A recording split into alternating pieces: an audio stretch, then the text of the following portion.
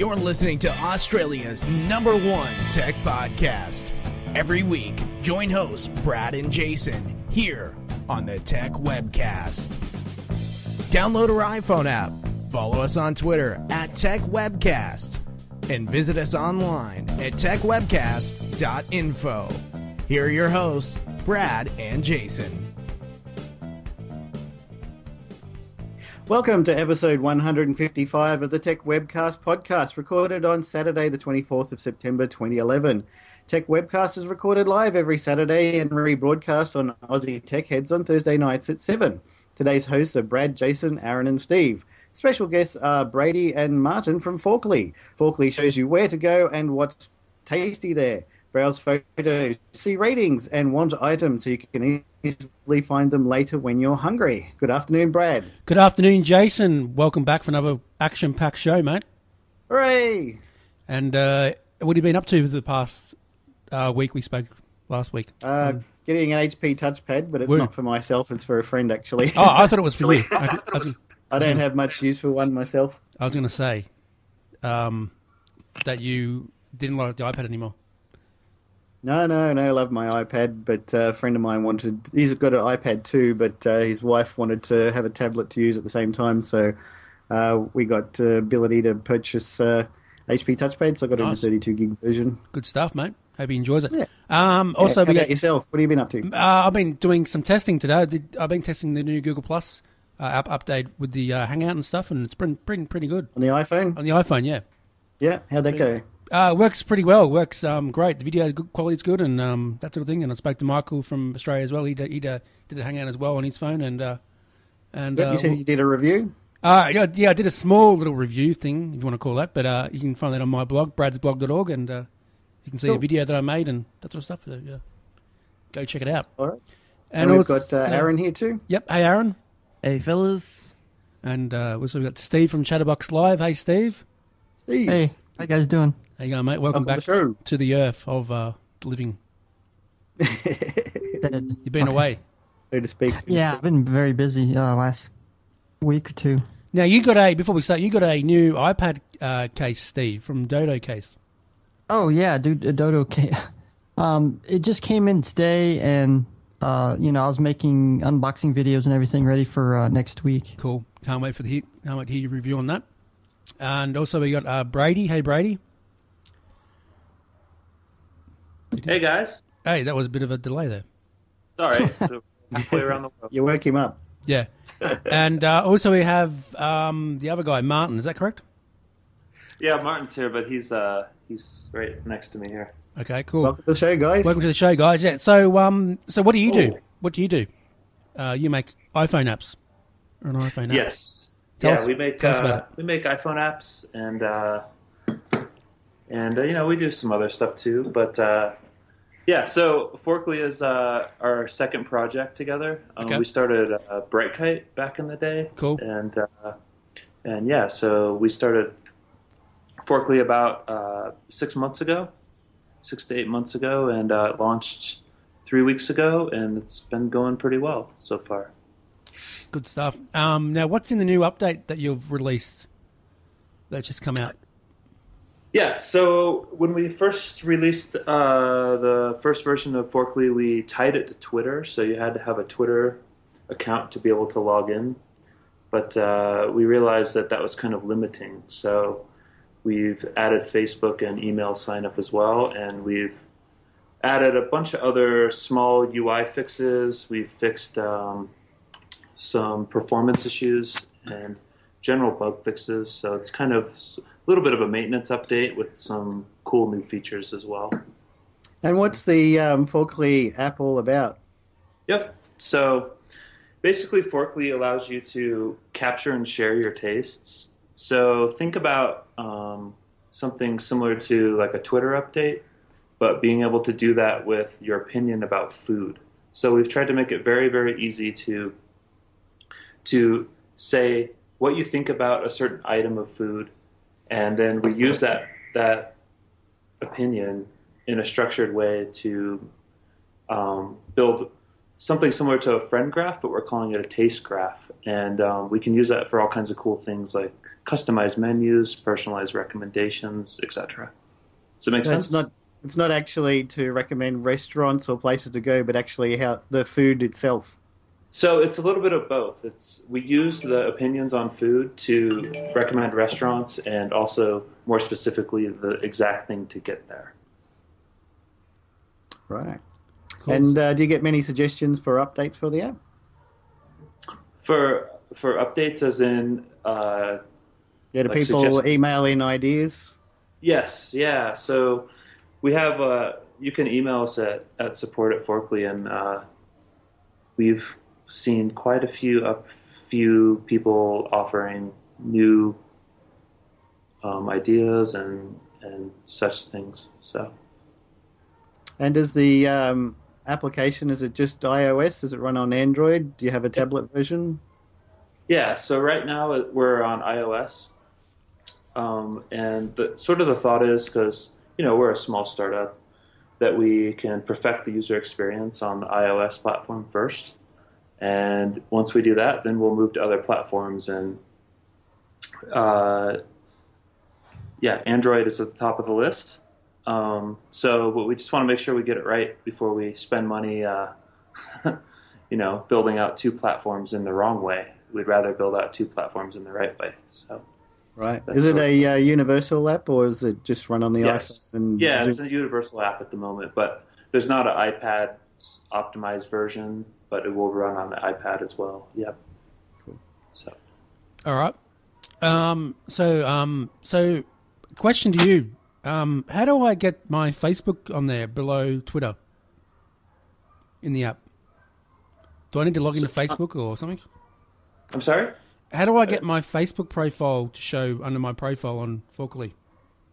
So when you go to when you log a taste in the rating screen, you'll see below that you'll see some Facebook icon and a Twitter icon.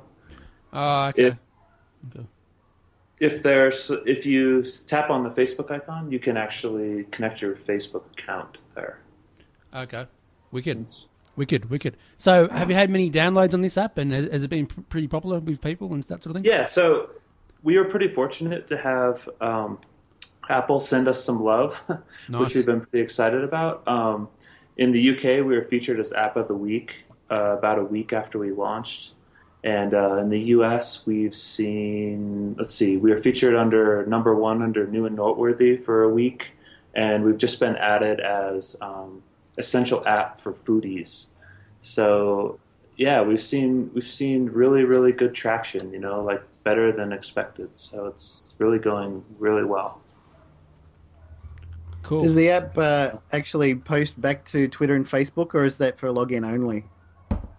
Yes. So when you taste and rate an item, you're able to share that to Twitter and Facebook, and it basically kind of gives you a link in either place, and it links back to kind of an Instagram style page where it'll show your opinion about the food, where to get it, and people can comment on it.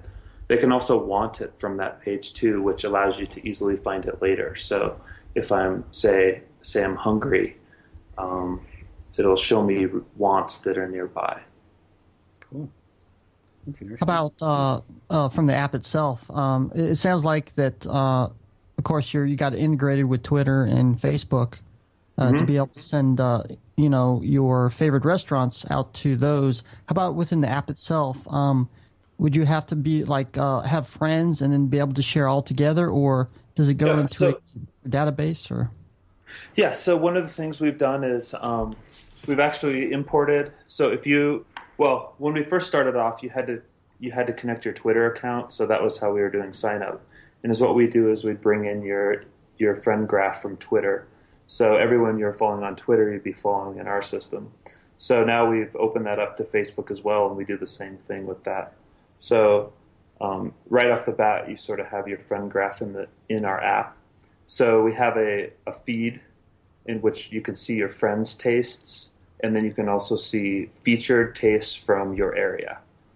Oh, so Yes. does that Yes. integrate from your Twitter, Facebook friends too that have it? Yes. Yep. Oh, okay. Yep. Right. I see. Yep.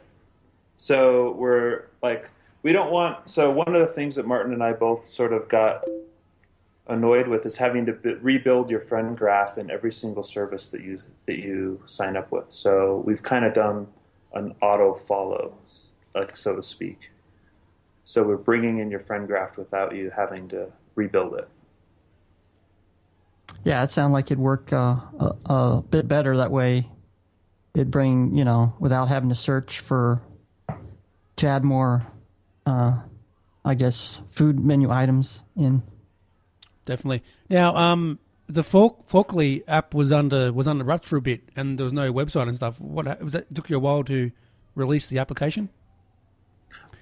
I'm sorry. The which? The application was under wraps for a while before you released it. There was no sort of update. Yeah. So we were sort of, we didn't want to come out right away with the idea. Actually, yep. It's funny. So we left Brightkite, the company we previously sold, okay. And we were trying to keep it quiet, but somebody told TechCrunch and they wrote an article about us, and we didn't have anything but a little page that said, "We are Forkley" in black and white text. And we woke up one morning and there's an article saying how we're starting a new company. And honestly, at the time, it was so new that we barely knew what we were building ourselves. So yeah, I mean, we were under stealth because, we're still trying to figure out what we're doing. And once we were comfortable with the stuff we were building, then yeah, we sort of exposed it to the public. So, but yeah, we did keep it quiet for a while because, like when ideas are in the incubation stage, it doesn't always make sense to expose exactly what you're doing. Yeah, so, exactly. Yeah. So, yeah, we were a little surprised about that. We were actually trying to keep it quiet. Mm-hmm. Yeah. Do you are you in much competition with other food apps? Yeah, there's some competition in the space. It's definitely seems to be a little bit of a hot space at the moment. But we sort of feel like we have our own unique angle to it, and we think it's interesting enough to be compelling on a pretty large scale. So, one of the things we've done is we've built Forkley in a way that aligns us with restaurants, and where something established like Yelp, it's a little bit different in the fact that you're rating things for yourself. You're not necessarily rating things for everyone else. So the better we understand you, the better our recommendations become. Does that make sense? Yep, sure does. Does to me anyway. And then there's other competitors such as Food Spotting or newer ones like Nosh, and in general they're focusing on more of sharing of the photo of the food itself, whereas for us the photo is optional, and so we're really interested in sharing of the opinion of the food. Actually, if a photo exists of a food and you add it as a taste to rate it, we'll actually pull in the photo that exists, and if you want to replace it with your own, you can. Okay. So we're not about, we don't lead with the photo. We're all about understanding the opinion and then making use of that. Cool. All right, good stuff. Aaron, so that's sort of like how we differentiate. Yep. Do you find most of the people do all this stuff through the app, or do they go online through a browser and manage their things that way, and then just use the app when they're out and about? Right. So at the moment, really the only thing we have out is the app. We have some basic profile pages on the web, and we sort of think that the use case for the web is a little bit different. It's going to be more of a browsing use case, whereas the use case for the iPhone is, I'm hungry now, show me where to go, right? So that's we're sort of working out the web experience at the moment, and all we have is those detail pages that I was talking about earlier, and then your actual profile page. Yeah, I think it would be useful to be able to do a bit of a summary in the app, and then maybe when you get home you could elaborate on the information a bit more or something like that. I find typing on a mobile device gets a bit annoying after a while with all the little buttons. Totally agreed, and so that's something that we're working on doing. And we're also working on making it more of a collaborative experience, because most people never go out to eat by yourself. Sometimes you do, but mostly you're with other people.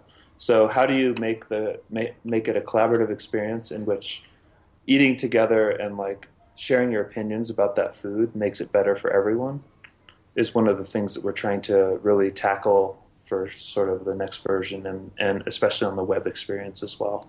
Would there be a way that people could sort of, if they're in a group, check into the same either restaurant or food item, and then each could add their own opinion on that particular food? Exactly. Yep. And making that sort of like a social experience in itself. So, sounds very interesting. Yeah. So that's kind of the idea of like where we're taking this. I mean, making the actual experience of sharing these food items and stuff the like a social experience in itself. Yeah, that sounds more interesting than what I was thinking before, because I've had things like Foursquare and things like that, Koala, and after a while I just think, well, why am I still doing this? I'm the only one who's reading these things to myself. Doesn't really matter, but with something like this, if you're out there doing it with friends, it becomes more of a social thing and a lot more interest. Yep, it's like how do you add value to that collaborative experience is what really becomes interesting to us, because we really think there's some real value there. So exploring that and experimenting around that is something you should expect to see out of us real soon here. Would you be able to comment on somebody else in your group's post? Say, I went to Melbourne and Brad and I went out and had tacos. I could put in these tacos are really cool, and then Brad could add on something like, they're even better with chili or something like that. Yep. Yeah, exactly. You can actually do that right now in the app. Yeah, you can. I just left a comment on something just before. We have this idea of it's a taste note. So it's not a review. It's sort of more of like an augmentation of the dish itself. So exactly like what you said, you could say, I went out and had some fries, and it's better if you get them with like a side of sauerkraut or something. Right. Actually, when I was in Chicago, me and another friend, we used to go like every week, once a week, we'd like go to a different restaurant, and it'd actually be kind of cool to have an app like this just to, comment on the different restaurants, and I figured Also good to track for later when you come back to that town with your friend. You're like, what was that restaurant that we went to and it had, that really good food? What was it? And you just look on and bang, it's there.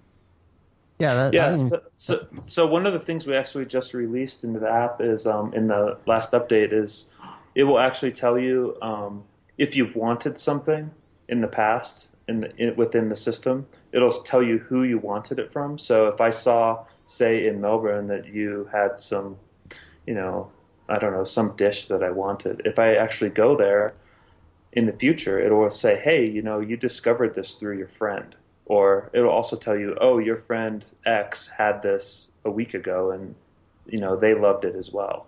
So Lord of the Fries, right, Brad? What's that? Lord of the Fries. Everyone goes off about that place. Oh yeah, so definitely. It could be something like that. So I would really be able to like find that stuff pretty easily. I really like the Friends tab of the app. It's really good. I like it. That part of it. It's really nice. Oh, thanks. Yeah. We're actually we're making some design changes around that coming up. So okay, nice. I'd like to. Maybe we should get your feedback on that before we release it. Love to. The app is free in the App Store? Yes. Yeah, it's free. Yep. Cool. So, how do you guys make money from it? As Robert Scober would say. Yeah, that's the question that everyone likes to ask. Yeah. So, VC. So through some of the way we track how people like things and the way they use their tastes, we're able to sort of understand influence and who has more influence over certain items in the system, and it's turned out that that's become very valuable for brands, and so we're able to monetize that on a level that we're not really exposing to people yet, but let's just say we have some pretty big brands that are going to sign on here really soon. Wow. And it's pretty interesting. So I don't want to, I know it's kind of annoying probably for you guys, but we don't want to talk about that too much yet. That's all right. Sure. We'll have you back on the show when that goes. Yeah, well, it should be within the next couple months here, so. Good stuff. Sweet. Brad will lock you in. Yep, we'll do. Yep. What about Aaron? What are your thoughts on this application and the website, mate? We haven't heard much from you. Sorry, were you talking to me? Yep. Yeah. Yeah, because we got a bit of overlap there. I actually had a few questions, really from a developer point of view. Sure. Yeah, so you mentioned before that oh, we got some echo there now. All right, cool. So you were mentioning before that Apple have listed you in that essential for foodies category now. How have you found that has helped with attracting new users to the app? Like in terms of multiples, like would you say that downloads of the app has been like tenfold now since before then, or what would you say to that? It's kind of hard to say because we launched and we saw, of course, like a big surge because we had a wait list, and then within that week we also got featured as well. So we've seen our numbers just go through the roof, really. So Yeah, I think over the next month or so, we'll see how the effects of that really affect the numbers. But things have been going like way better than expected. So that's always a good thing. I mean, we're totally thrilled with how things are now, and we obviously hope that they continue and expect them to. So, but yes, I think that like getting featured did throw the numbers up. So, and I have to say we're thrilled that Apple was excited about our app. So.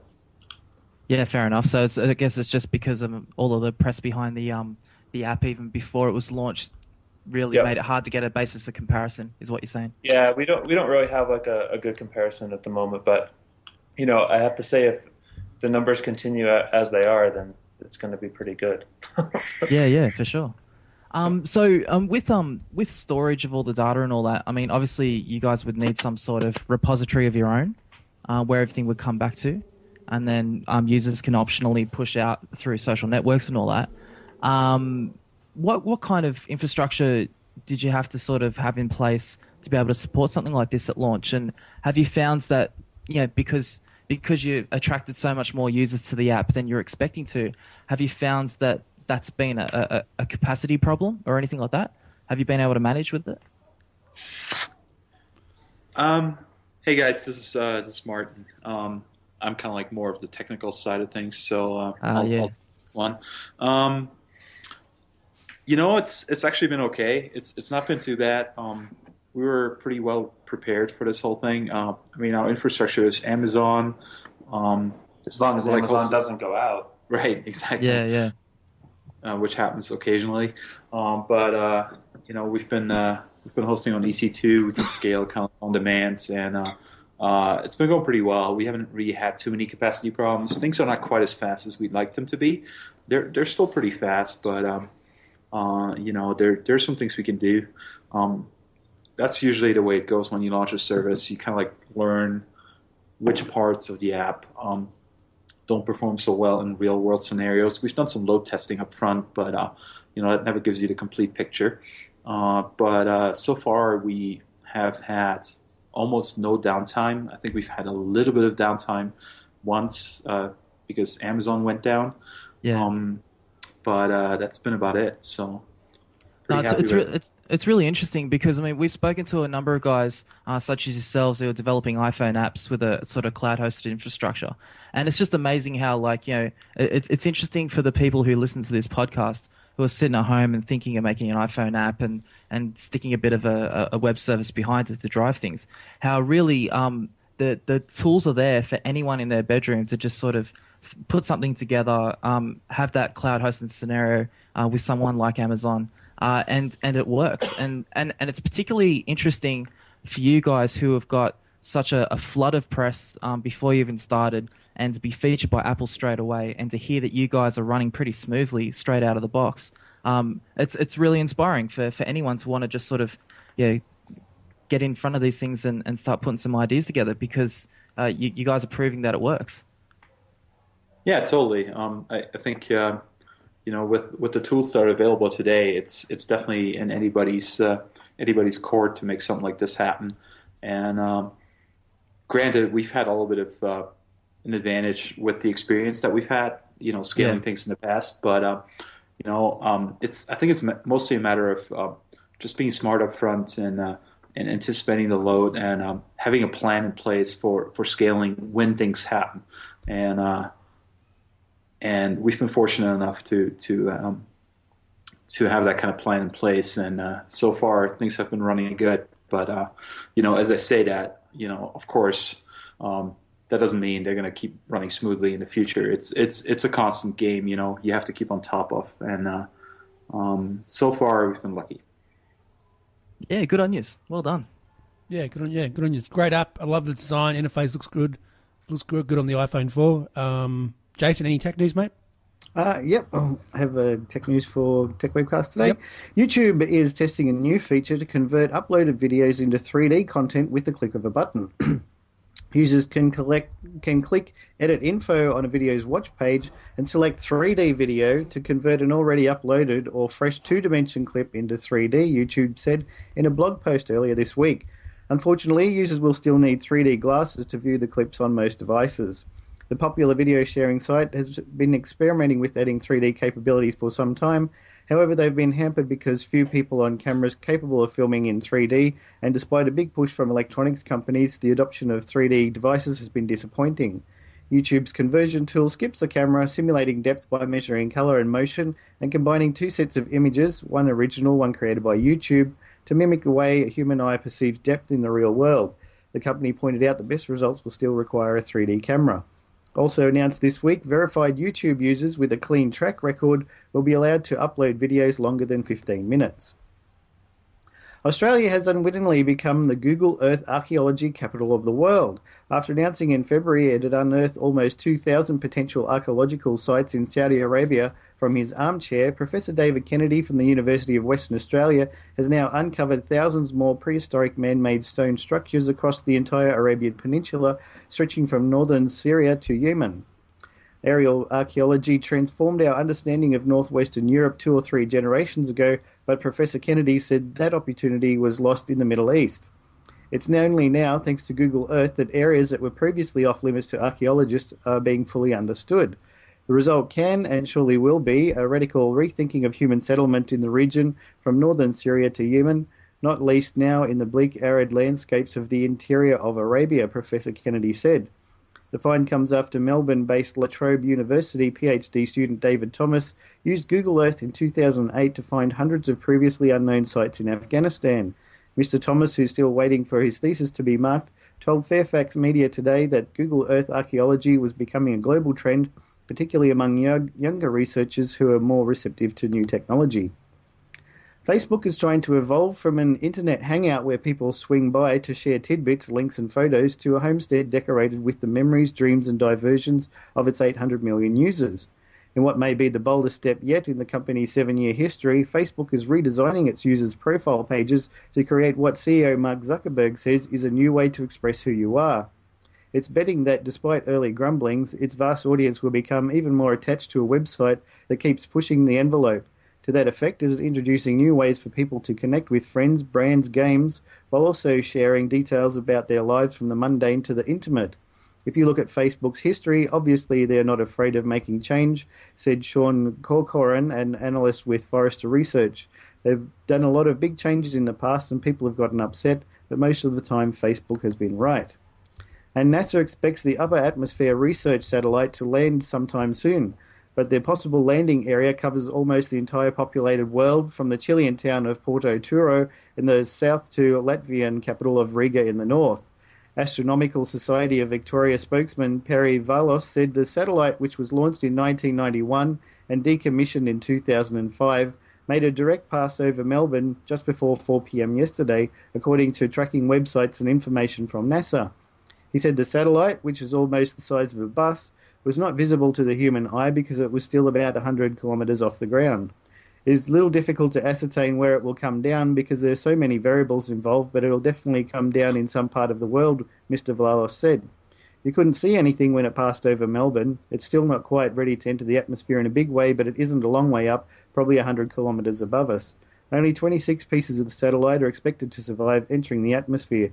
The surviving chunks, including titanium fuel tanks, beryllium housing and stainless steel batteries and wheel rims, each weigh between 1 and 160 kilograms. The junk is expected to be strewn over 800 kilometers, but NASA said there have never been a confirmed report of an injury caused by space objects. And that's the news for today for Tech Webcast. Great job, Jason, as always. What are your thoughts on the last story, guys? Steve, let's start with you. Oh, what would you just say? Okay, let's move on to Aaron. Aaron, what's your opinion on that, mate? On the space junk? Yeah, mate. I mean, isn't this stuff just going to burn up in the atmosphere and there isn't going to be a problem? Some will, Not and sure. some's going to hit the Earth. A bit further down in the article, they were saying an Australian town pelted with debris from a large NASA spacecraft more than 3 decades ago is daring to believe it could happen again. Wow. Yeah, I think it's a what's the saying? Yeah, when they make something out of nothing. I don't think there's going to be any problem whatsoever. I think they're just making something out of nothing. Yeah, yeah. And what about you, Steve? Have you heard much about this, mate? Sorry. Yeah, I have. I know it's be coming down soon. I think 28 pieces. Yep. I guess it already went through, been tracked through Australia. Hopefully it doesn't hit any of us. I guess that's the only thing I want to say. I hope not, but I don't think it will. I hope it's going to be good. And what about you, Martin? What are your thoughts on that story? Or Brady, you still there? Yeah, we're still here. Yeah, what are your thoughts on that story? You weren't I'm listening? not sure we have much thoughts on space junk. He's not a space junk expert. He's not, okay. Yeah, I don't know if I'm qualified Oh, to okay. answer that. Fair enough. All right. Okay, so what else is happening with the app in the future? Can you give us any sort of exclusive? I think you expect to see more restaurant integration and some more collaborative features, like I was explaining earlier, to make it just a lot more fun to use and a lot more useful as well. Nice. So yeah. All right. Do you have ideas for any other apps after this, or are you just concentrating on this one for now? Oh yeah, there's always side projects. We've actually got distracted a few times in the course of this project, just thinking about other stuff. But nothing ever gets done without a ridiculous amount of focus. So we try to keep focused on one thing at a time. So, but yes, the answer is yes. We have ideas for other things, but we need to just keep focused on what we're doing. So Cool. All right. Sounds good. All right. Any last questions before we go, guys? Steve, any last questions to the guys before we go? No, I think I asked them already. All right. And what about you, Aaron? Any questions, mate, before we go? Yeah. Any news you want to mention? Good luck with the app, of course. All right. Any news you want to mention, Aaron, before we go, mate? Because I know you want to talk about a couple of things. Spotify and stuff. Look. What on with Spotify? Oh, yeah, look, there's a few things that have been leaking out. I think one was that Aussie users could sign up for Spotify. Yeah. Gizmodo talked about it, and then they pulled it. Yeah. So I think that either they got in trouble or they sort of they said something was available that wasn't. I've been trying to figure that out, but I haven't got anything for you yet. Oh, okay. Interesting. I guess the other interesting thing is that Motorola are bothering to make another tablet. The Zoom 2 just got leaked. And it looks exactly the same as the last one. So good luck with that. All right. Sounds That's good. all I got to say. That's good. All right. Next week, maybe we have some more interesting news with the iOS coming out, hopefully soon. Yeah. I can't wait for that. They just did a cloud reset, so all the data was wiped off, ready for the launch. Oh, cool. So it should be out very soon then. Should be, yeah. Before and the there's iPhone. rumours that the announcements are going to be October 4. Before the iPhone 5. Yep. Okay, cool. All right. So the Forkley guys, where can we find you on Twitter and the internet on that sort of stuff? yeah, so I mean, obviously at Berkeley. Yep. And then I'm at Brady Becker. Okay. And Yep. Martin's at Hero Prot, Okay. like from the book Snow Crash. Oh, Cool. good stuff. And what about Facebook? You guys on Facebook? Forkley.com. Yes, Berkeley, Berkeley's on Facebook as well. What about and, Google? What about Google Plus? We're not on there. I mean, I don't really use it that much, to be honest. It's like just a little bit more noise for me at the moment. Yeah. Well, I use that more than Facebook at the moment. Just make They've sure. got enough distractions. I'll probably switch over here soon because I'm not really a Well, you should. Facebook. Yeah, I But, think you should leave Facebook and just use Google Plus. It's really good. Yeah, it's really good. Yeah. Jason, where can they find you on Twitter, mate? As always, at Warlock and that sort of At stuff. Warlock, WAULOK, Bluebilby Apps, and bluebilby.com. Okay, and the Tech Webcast app, that's been put on hold for a bit, hasn't it? That's been sort of stopped. Yeah, production. there's not much I can do with that due to the limitations of the platform I was using and some problems with the iPhone as well. So what do you actually need to make it working? So you can do that sort of stuff? Start again in a whole new platform and learn how to do that, which would take a very long time. Oh, damn. Anyway, Steve, where can they find you on the interwebs? For my Twitter account, that's chatterbox_live, and of course Justin TV /Linux Cool Dude. Okay, and you can find me on Twitter at Brad Oz and at Tech Webcast. Aaron? You can find me at OzTech News on Twitter. It's OZ Tech News and OzTechNews.com. Good stuff. Cool. And Jason, you lost the game throw before you said it. And Oakley, guys, thanks for being on. You guys are legend. Great app. Love the application. And I use this app 24/7. Well, I try to anyway. And Steve, can't wait for your show on Wednesday with the video review. And we may even have a surprise. Oh, my gosh. I like surprises. Yeah, so do I. I hope I'm getting a new MacBook Pro. Hi, Glenn from Aussie Tech Heads. Join Will, Eric and myself as we bring you the latest, most up-to-date important tech news that affects you from Australia and the world. A weekly podcast available each Friday through iTunes. Watch the live stream recording of the show at live.thesecrethub.com each Thursday night 7:30pm or GMT +10. Call in live via Skype or chat in our lounge. However you get us, just make sure you do. Listen or visit our website for more information, www.aussietechheads.com.au. Aussie Tech Heads, Australia's longest running tech. Thanks for listening. Be sure to check out Tech Webcast on blip.tv and subscribe to our podcast on iTunes to make sure you always have the latest episode at your fingertips. Tech Webcast, Tech Talk for Geeks.